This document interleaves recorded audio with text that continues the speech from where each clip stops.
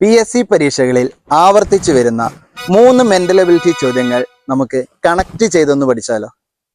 ആദ്യത്തെ ചോദ്യം, 10 പേർ പരസ്പരം ഹസ്തദാനം ചെയ്താൽ ആകെ എത്ര ഹസ്തദാനങ്ങൾ നടക്കും? ഈ ഒരു ചോദ്യം വരുമ്പോൾ നമ്മൾ ഉപയോഗിക്കുന്ന ഇക്വേഷൻ n×n-1/2 ആണ്. അതായത് n-ന് 10 കൊടുത്താൽ 10×9/2. നമ്മുടെ ഉത്തരം 45 എന്നാണ്. എന്നാൽ ഇതേ ചോദ്യം ഇങ്ങനെ ചോദിക്കും, 10 പേർ പരസ്പരം സമ്മാന പൊതികൾ കൈമാറിയാൽ ആകെ എത്ര കൈമാറ്റങ്ങൾ നടക്കും? അപ്പോൾ സമ്മാന പൊതികൾ എന്തെങ്കിലും വസ്തുക്കൾ കൈമാറുമ്പോൾ നമ്മൾ ഉപയോഗിക്കുന്ന ഇക്വേഷൻ n×n-1 അത്രയും മതി. അതായത് 10×9, നമ്മുടെ ഉത്തരം 90 ആണ്.